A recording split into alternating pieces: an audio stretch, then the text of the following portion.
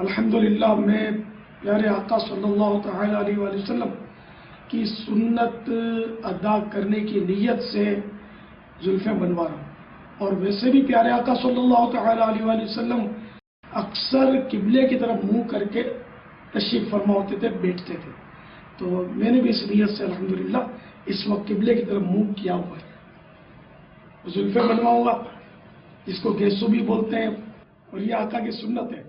اور کتنی سنت ہے یہ بھی سن لیجئے کہ میرے آقا صلی اللہ تعالی علیہ وآلہ وسلم نے یا تو آدھے کان تک بال مبارک رکھے، یا پورے کان تک، یا گردن شریف تک بڑھائے کہ کندھوں کے بوسے لے لیتے ہیں، مبارک کندھوں کو چھو جاتے تھے۔ یہ یاد رکھیے، کندھوں سے نیچے بال بڑھانا یہ عورتوں کی نقالی ہے، مشابہت ہے ان کی۔ تو فتاوی رضویہ شریف میں کندھوں کے نیچے بال رکھنا یہ حرام لکھا ہے، جسے کندھوں سے اوپر ہو اور کندھوں کو چھو جائے، تو زندگی میں کبھی ایک بار تو کندھوں سے چھو جانے چاہیے بال، تو یہ بھی سنت آقا کی ادا ہوئی۔ بعض ٹائم بھائی سائڈوں سے بال لے لیتے ہیں، بال بظاہر پورے ہوتے ہیں لیکن کان کے پاس سے، کان کی لو کے پاس سے یہ کچھ لوگ بال کم کروا لیتے ہیں، تو اس طرح یہ پھر سنت ادا نہیں ہوگی، کیونکہ پورے بال رکھنا سنت ہے، کہیں سے کوئی بال کاٹا نہ جائے۔ تو بیچ میں مانگ رکھنا یہ بھی سنت ہے، تو جس کی زلفیں ہوتی ہیں اس کی بیچ میں مانگ ہونا بھی آسان ہوتا ہے۔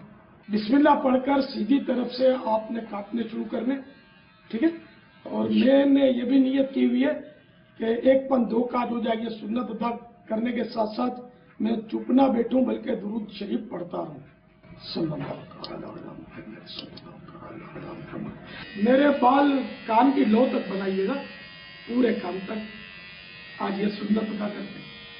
الحمدللہ کئی بار میں نے کندھوں تک بھی بال رکھے، کندھے سے نیچے نہیں جانے دیتا میں، لیکن زیادہ تر پیارے آقا صلی اللہ تعالی علیہ وآلہ وسلم نے پورے کان تک بال مبارک رکھے۔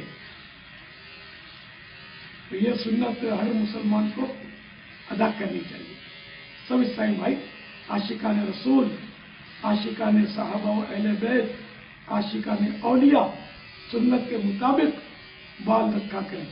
ان کا دیوانہ امامہ اور زلف و ریش میں واہ، دیکھو تو صحیح لگتا ہے ماشاءاللہ۔ صلو علی الحبیب صلی اللہ تعالی علی محمد۔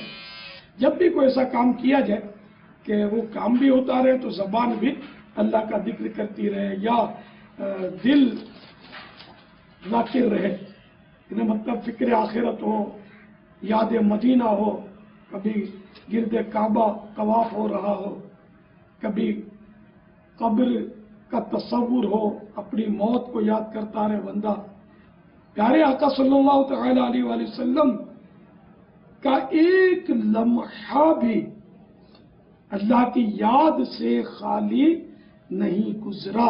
ایک کاش ہمیں بھی یہ سعادتیں ملتی رہیں کہ ہر وقت یاد الہی میں ہم مست رہیں۔ یاد مصطفیٰ بھی یہ بھی ذکر ہے، نعت شریف پڑھنا یہ بھی ذکر ہے، تلاوت یہ بھی ذکر ہے، بیان سنت و برا یہ بھی ذکر، خطبہ، دعا، صلاۃ و سلام، درود شریف، یہ سب ذکر ہی کی اقسام ہے۔ نماز بھی ذکر ہے، قرآن کریم میں اقیم الصلاۃ علی ذکری، میرے ذکر کے لیے، میری یاد کے لیے نماز قائم کرو۔ صلو علی الحبیب صلی اللہ تعالی علی محمد۔ مجھے اپنی اور ساری دنیا کے لوگوں کی اصلاح کی کوشش کرنی ہے انشاءاللہ۔